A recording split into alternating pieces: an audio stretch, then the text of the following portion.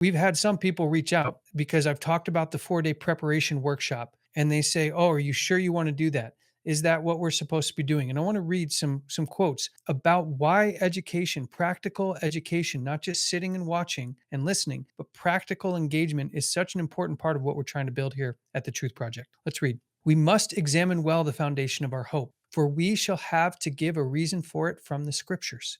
This delusion, brought about by false miracles, will spread. It absolutely will spread. And we shall have to contend with it." What does it say here? Face to face. I don't think everybody out there realizes how much this is going to come to their front door. And I'll just use the health crisis that happened back in 2020 as one small example of how you could not sit on the sidelines. It came right to your front door. Well, this is going to happen on a much more deeply spiritual level. And if you thought people were upset with others during the health crisis, just wait till the miracles begin. And this starts to come face to face to your front door and contends with you in a way that makes the health stuff look like child's play. This is coming.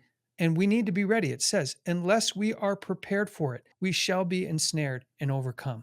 There's another quote too we don't have here, but it's told to us that when we're challenged like this face to face, we will question what we actually believe. We'll be so rattled by what's taking place that if we're not grounded in this knowledge and understanding it, we will fall. And that's what it said. If it were possible, even the elect would be a seed. But what's this next part say? It says, but if we do what we can on our part to be ready for the conflict. That is the basis. That one line could summarize what we're trying to do here. We're trying to be ready, do what we can on our part for the conflict that is just before us. God will do his part.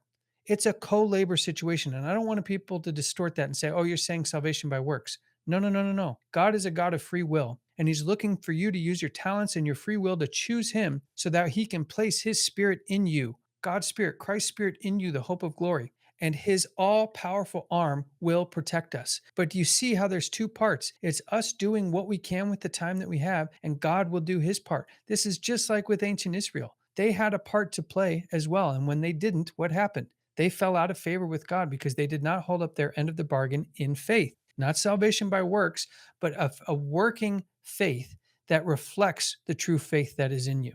He would sooner send every angel out of glory to make a hedge about faithful souls than have them deceived and led away by the lying wonders of Satan. The lying wonders are what's coming, and we want to get people ready for.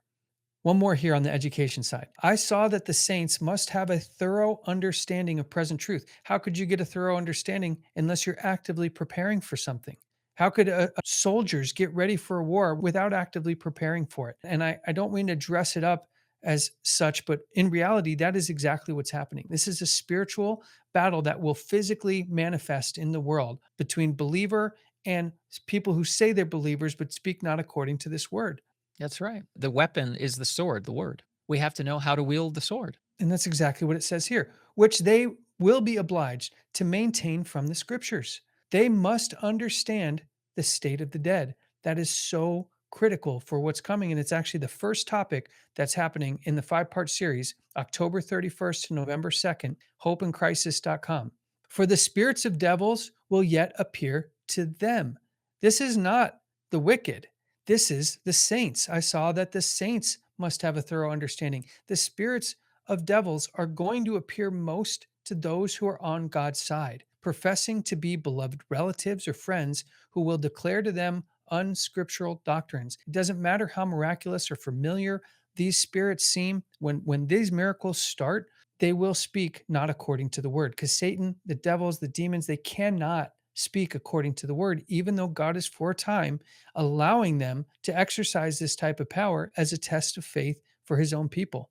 They will do all in their power to excite sympathy and will work miracles before them to confirm what they declare. The people of God must be prepared to withstand these spirits with the Bible truth that the dead know not anything. We just did a whole Bible study on this, brother. We are trying to do our part to help you guys get ready for what's coming, and we get it. Most people are not going to like what we have to say. They're going to say Seventh-day Adventists are crazy. They're going to say Ellen White's a false prophet. But when we're done listening to this audio today, we're going to go back and look at some of the things she said, because there's not a single other denominational writer on the planet, not a single Christian writer that paints the picture that matches what Lucius Trust, what Lucifer Publishing Company is saying about this reappearance of the Christ. Only one in history that I've found that has articulated with exact precision this being of dazzling brightness that the world is going to receive as Jesus Christ when it is not.